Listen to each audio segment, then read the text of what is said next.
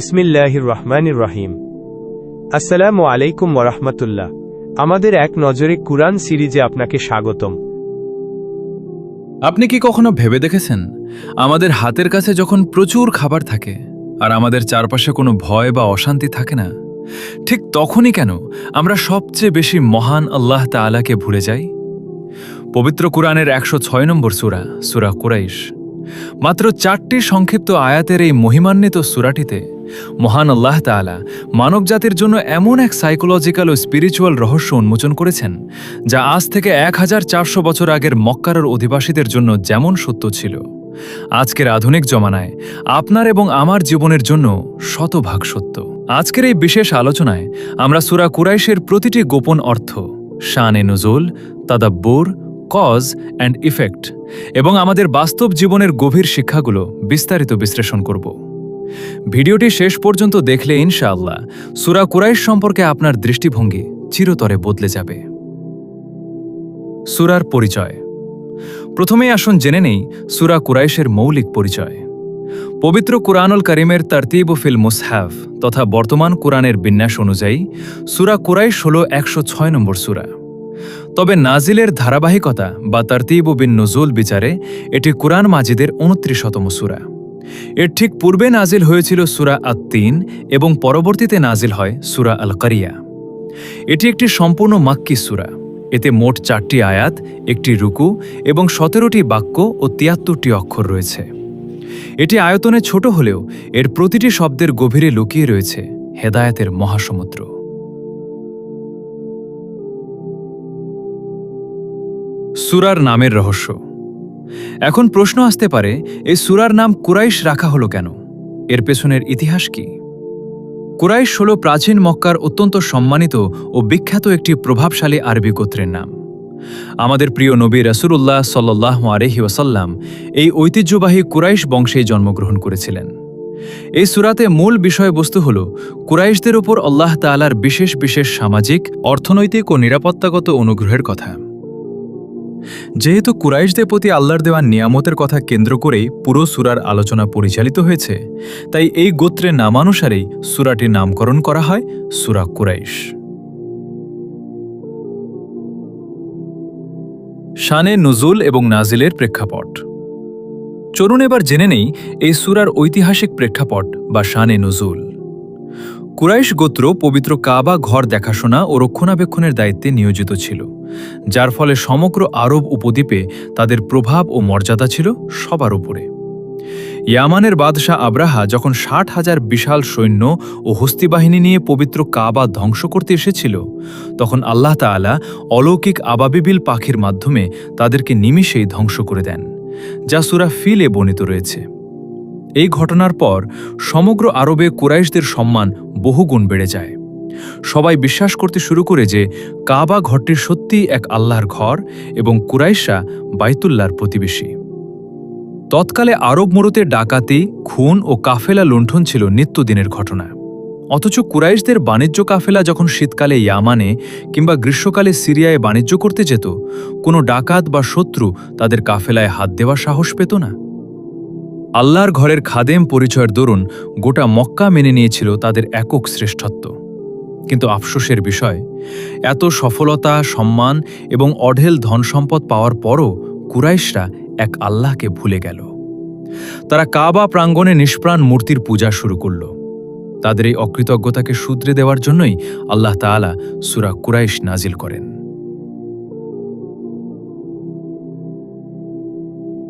সূরার major theme. সূরা কুরাইশের major theme বা প্রধান বিষয়বস্তু মূলত দুটি প্রধান অক্ষকে কেন্দ্র করে আবর্তিত হয়। প্রথম, কুরাইশদের উপর আল্লাহ তাআলার অভূতপূর্ব ও বিশেষ অনুগ্রহের বিবরণ, যেমন অর্থনৈতিক সমৃদ্ধি ও ভয়হীন নিরাপত্তা।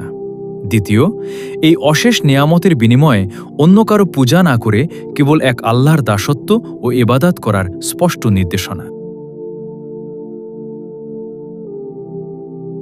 সূরার সেগমেন্ট। গঠনগত দিক থেকে সূরা কুরাইশকে ৩টি সেগমেন্টে ভাগ করা যায়। ১. প্রথম সেগমেন্ট, যেখানে কুরাইশদের শান্তি, আসক্তি এবং শীত ও গ্রীষ্মকালীন নিরাপদ ব্যবসায়িক সফরের কথা বলা হয়েছে। ২. দ্বিতীয় সেগমেন্ট, যেখানে নিয়ামতদাতা রবের প্রতি আনুগত্য ও ইবাদাত করার সরাসরি আহ্বান জানানো হয়েছে। তৃতীয় সেগমেন্ট, যেখানে তাদেরকে ক্ষুধা থেকে খাবার দেওয়া এবং ভয় থেকে নিরাপদ রাখার মৌলিক দুটি নিয়ামত পুনরায় মনে করিয়ে দেওয়া হয়েছে। সূরার গতিপথ। এই সূরার বক্তব্যের গতিপথ অত্যন্ত মনস্তাত্ত্বিক ও যুক্তিযুক্ত। প্রথমে আল্লাহ তাদের বিশেষ সামাজিক মর্যাদার কথা মনে করালেন, এরপর তাদের শীত গ্রীষ্মের ব্যবসায়িক নিরাপত্তা উল্লেখ করলেন, তারপর যুক্তি দিয়ে উপস্থাপন করলেন যে যেহেতু এই সমস্ত সুযোগ সুবিধা তারা আল্লাহর ঘর কাবার কারণে পেয়েছে, তাই তাদের দায়িত্ব হল একমাত্র এই ঘরের রবেরই ইবাদত করা। সূরার সেন্ট্রাল থিম। সূরা কুরাইশের সেন্ট্রাল থিম বা কেন্দ্রীয় বার্তা হল আল্লাহর ইবাদতের বাধ্যবাধকতা। মানুষের জীবনের সমস্ত নিয়ামত, শান্তি, খাবার এবং নিরাপত্তা একমাত্র আল্লাহর পক্ষ থেকে আসে। তাই কোনো সৃষ্টি, মূর্তি বা পার্থিব ক্ষমতার দাসত্ব না করে কেবল এক মহান আল্লাহর ইবাদত করাই মানুষের জীবনের মূল উদ্দেশ্য হওয়া উচিত। সূরার মূল বিষয়বস্তু ও আয়াত ভিত্তিক ওভারভিউ। আসুন এবার আয়াতের অনুবাদ ও মূল বক্তব্য বিস্তারিত দেখি। আয়াত ১, লিইলাফি কুরাইশ, অর্থ কুরাইশদের আসক্তির স্বাচ্ছন্দ্যের কারণে। আয়াত ২, ইলাফিহিম রিহলাতাশ শিতাই ওয়াস সাইফ, অর্থ শীত ও গ্রীষ্মকালীন সফরের আসক্তির কারণে। আয়াত ৩, ফালিয়াবুদু রব্ব হাযাল বাইত, অর্থ সুতরাং তাদের উচিত এই ঘরের কাবার রবের ইবাদত করা। আয়াত ৪, আল্লাযী আত'আমাহুম মিন জু'ইন ওয়া আমানাহুম মিন খাউফ, অর্থ যিনি তাদেরকে ক্ষুধা থেকে বাঁচিয়ে খাদ্য দিয়েছেন এবং ভয় থেকে নিরাপদ রেখেছেন। সূরার ওভারভিউ। প্রথম ২ আয়াতে আল্লাহ তাদের নিরাপত্তার কথা বললেন এবং শেষ ২ আয়াতে একমাত্র রবের ইবাদত করার জোর তাগিদ দিলেন।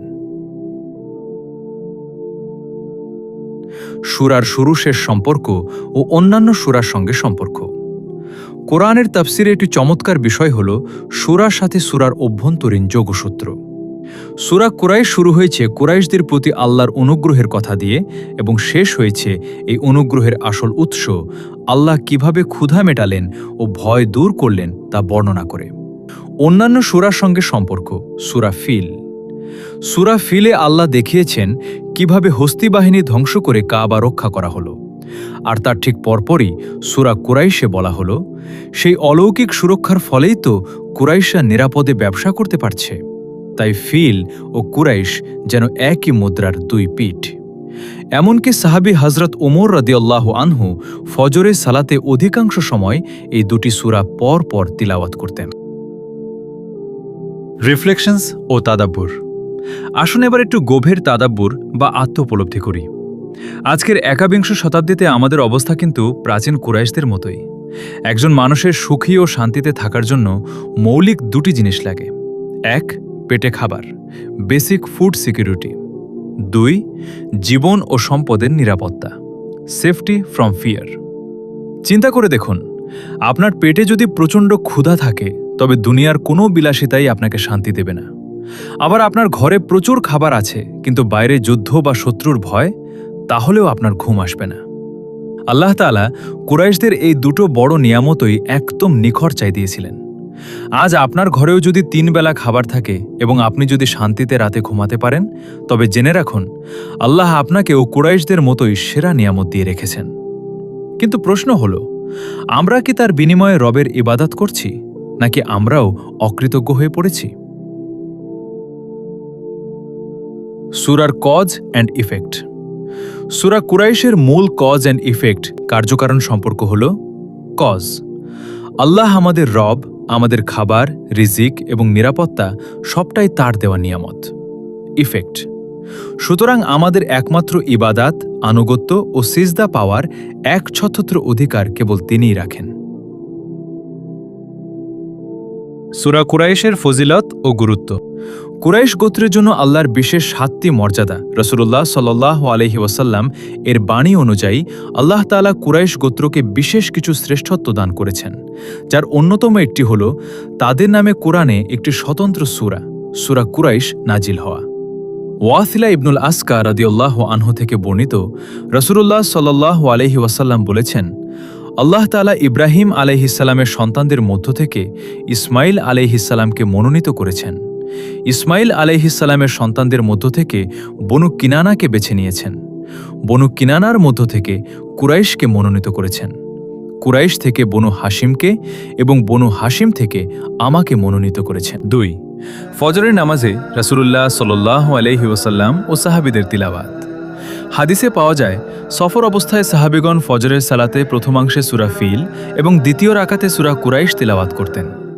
মারুর ইবনু সুওয়াইদ রাদিয়াল্লাহু আনহু থেকে বর্ণিত, আমরা একবার ওমর ইবনুল খাত্তাব রাদিয়াল্লাহু আনহু এর সাথে হজের সফরে বের হলাম। তিনি আমাদের নিয়ে ফজরের নামাজ আদায় করলেন, আর তাতে প্রথম রাকাতে সূরা ফিল ও দ্বিতীয় রাকাতে সূরা কুরাইশ তিলাওয়াত করলেন। 3 খাদ্য নিরাপত্তা ও ভীতি দূরীকরণের বিশেষ নিয়ামত। সূরা কুরাইশের শেষ আয়াতে 2টি মহান নিয়ামতের কথা স্মরণ করানো হয়েছে, যা মানুষের জীবনের চরম প্রশান্তির মূল চাবিকাঠি। ক্ষুধা দূর করে খাদ্যের সংস্থান করা, আতআমাহুম মিন জুই, দারিদ্র্য ও অনাহার থেকে রক্ষা করা, ভয়ভীতি থেকে নিরাপত্তা দেওয়া, আমানাহুম মিন খাউফ, ডাকাত, শত্রু ও আশঙ্কার হাত থেকে নিরাপদ রাখা। সুফিয়ান বিন ওয়াইনা রাদিয়াল্লাহু আনহু বলেন, যে ব্যক্তি সূরা কুরাইশ তিলাওয়াত করবে এবং এর শিক্ষার উপর আমল করবে, আল্লাহ তাআলা তাকে ক্ষুধার কষ্ট ও জীবনের ভয়ভীতি থেকে রক্ষা করবেন। 4 কুরাইশদের ওপর বিশেষ 4টি নিয়ামত, তাদাব্বুর। মুফাসসিরগণ উল্লেখ করেছেন, এই সূরায় আল্লাহ তাআলা কুরাইশদেরকে 4টি মহা নিয়ামতের কথা মনে করিয়ে দিয়েছেন। 1 বাইতুল্লাহ বা কাবা ঘরের প্রতিবেশী হওয়া। 2 আব্রাহার হস্তিবাহিনীর হাত থেকে অলৌকিক নিরাপত্তা লাভ। 3 শীতকালীন ইয়ামান ও গ্রীষ্মকালীন সিরিয়া নিরাপদ বাণিজ্য সফর। 4 এক আল্লাহর ইবাদত করার সৌভাগ্য ও তাওফিক লাভ। আমাদের জীবনের জন্য শিক্ষা। এই সূরা থেকে আমাদের জীবনমুখী 3টি শিক্ষা। 1 নিয়ামতের শুকরিয়া। রিজিক ও নিরাপত্তা পেলে অহংকারী না হয়ে রবের সেজদায় লুটিয়ে পড়া। 2 চিন্তামুক্ত জীবন। আপনার জীবনে যদি 3 বেলা খাবার থাকে এবং রাতে শান্তির ঘুম থাকে, তবে আপনি পৃথিবীর সবচেয়ে সুখী মানুষদের একজন। এর জন্য প্রতি মুহূর্তে আলহামদুলিল্লাহ বলা উচিত। 3 ইবাদাতে আত্মনিয়োগ। সফলতা পাওয়ার পর অহংকারী না হয়ে আরও বেশি বিনয়ী ও ইবাদত গুজার হতে হবে। প্রিয় দর্শক, আজকের এই আলোচনা যদি আপনার হৃদয়ে একটু প্রভাব ফেলে থাকে, তবে কমেন্টে অন্তত একবার লিখুন আলহামদুলিল্লাহ। ভিডিওটি আপনার বন্ধুদের সাথে শেয়ার করুন, যেন তারাও সূরা কুরাইশের এই চমৎকার শিক্ষাগুলো জানতে পারে। আর এই ধরনের আরও কুরআনী তাদাব্বুর ও গভীর আলোচনার ভিডিও পেতে আমাদের চ্যানেলটি এখনই সাবস্ক্রাইব করে বেল আইকনটি অন করে রাখুন। আল্লাহ আমাদের সবাইকে কোরআনের আলোয় জীবন গড়ার তৌফিক দান করুন। আমিন। আসসালামু আলাইকুম ওয়া রাহমাতুল্লাহি ওয়া বারাকাতুহু।